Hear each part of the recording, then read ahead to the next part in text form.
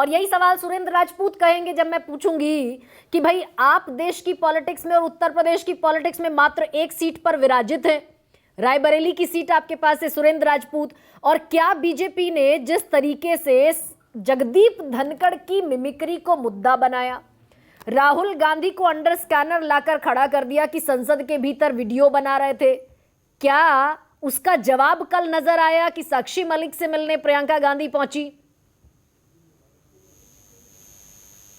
एक इमेज का जो डैमेज हुआ उसके कंट्रोल की कोशिश हुई सुरेंद्र राजपूत। देखिए, 3-4 चीजें बड़ी स्पष्ट हैं साक्षी, क्या नाम, गरिमा जी। पहली चीज तो बहुत साफ सी बात है, जो जिस तरीके से जगदीप धनखड़ और उपराष्ट्रपति पद की गरिमा का जगदीप धनखड़ जी ने और पूरी भारतीय जनता पार्टी ने जो अपमान किया है, इसकी सजा इनको आज नहीं तो कल देश देगा।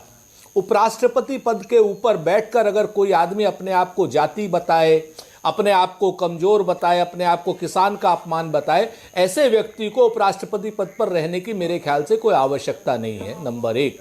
नंबर 2, मिमिक्री करना कोई अपराध नहीं है।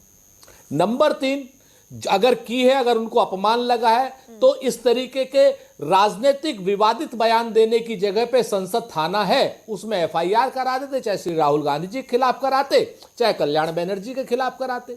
लेकिन भारतीय जनता पार्टी ने ना एफआईआर कराई, उपराष्ट्रपति पद की गरिमा को गिराया उन्होंने, और जगदीप धनखड़ जी की बात के पीछे छुप करके विवादित जो मुद्दे हैं, जो लोकतंत्र की हत्या इन्होंने लोकतंत्र के मंदिर के अंदर की है, उसको छुपाने का कुत्सित प्रयास किया। 146 सांसदों के निलंबन पर बात ना हो, संसद में जो आतंकी जैसी घटना हुई, जिस तरीके से भारतीय जनता पार्टी का प्रताप सिम्हा नाम का जो एमपी है उसने पास दिए, भारतीय जनता पार्टी कह रही है कि ये आतंकी घटना है। अगर ये आतंकी घटना है तो प्रताप सिम्हा कहीं ना कहीं अफजल गुरु की तरीके से दोषी है।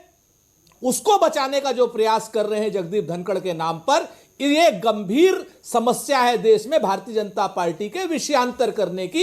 इसके खिलाफ भाजपा के ऊपर कार्रवाई होनी चाहिए। ठीक है, तो मैं विषयांतर नहीं करते हुए एक सवाल पर आती हूं सुरेंद्र। जाट और जाटलैंड और हाँ बिल्कुल, ये जो 18 सीटें हैं, हालांकि अभी तो आप गठबंधन में लड़ेंगे उत्तर प्रदेश में, कितनी सीटें मिलेंगी ये तय नहीं है अभी, लेकिन ये जो 18 सीटें हैं, इन पर गठबंधन के बाद जाट वोट बैंक किस तरफ जाता हुआ आपको दिखता है? आरएलडी भी शामिल है इसमें, समाजवादी पार्टी भी शामिल है, और अब आप भी शामिल हैं।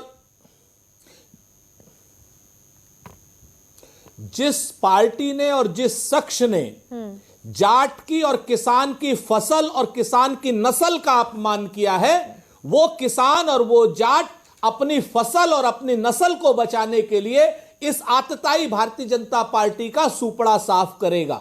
आज की डेट में किसान की फसल और नस्ल दोनों को बर्बाद करके किसान के मसीहा की 51 फुट की मूर्ति आप लगाने की बात कर रहे हैं, और भारतीय जनता पार्टी के विधायक कह रहे हैं कि पिछली सरकारों ने क्या किया।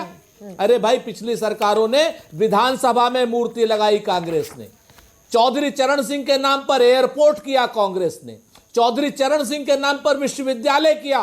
आज की डेट में आपने क्या किया? आप जरा मुझे बताएंगे पिछले 9 सालों में आपने क्या नाम एमएसपी कितनी बढ़ाई? किसान को और जाट को फसल की एमएसपी चाहिए, कानूनी गारंटी दी क्या आपने? आपने किसान से और जाट से कहा था 2022 तक आप फसल का दाम दुगना कर देंगे, कमाई दुगनी कर देंगे, कर्ज और खर्च 3 गुना कर दिया आपने। ये किसान का और जाट का अपमान और उसका जो खर्चा आपने बढ़ाया है, जिससे आत्महत्या की दर में वृद्धि हो गई है, ये क्या कम है? साक्षी सुरेंद्र जी ठीक है, बजरंग पूनिया, लेकिन शुरुआत में 750 किसान ये बात कह चुके हैं मेरे राजकुमार भाटी।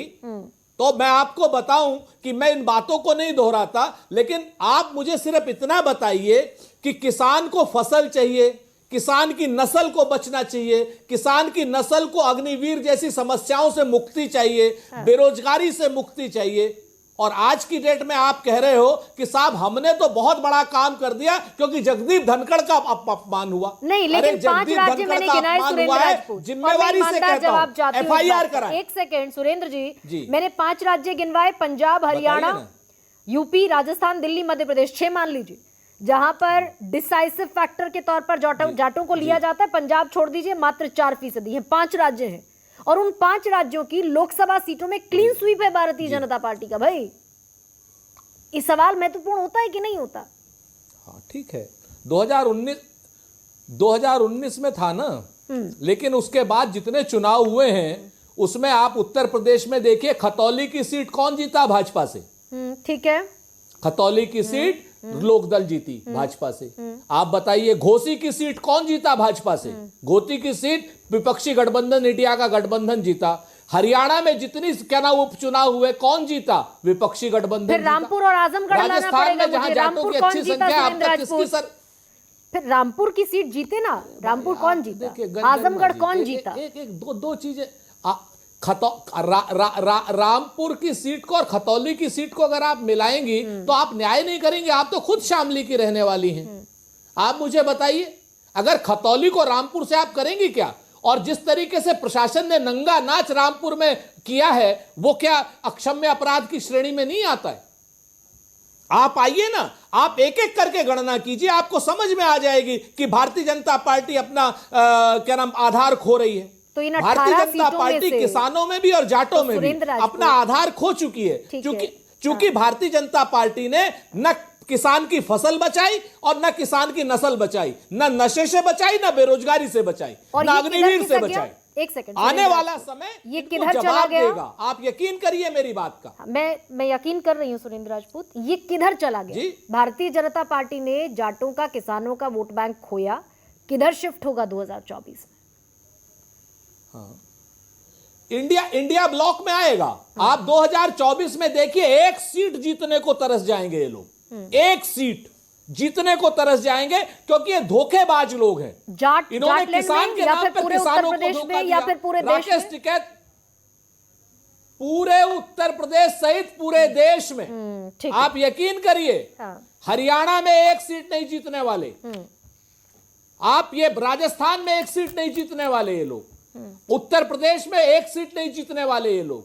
आप आइए ना, आप मुद्दे की बात कीजिए। जाट एक तरफ कह रहे सैनिक बनता है, दूसरी तरफ उनको अग्निवीर बना करके आप क्या बना दे रहे हो?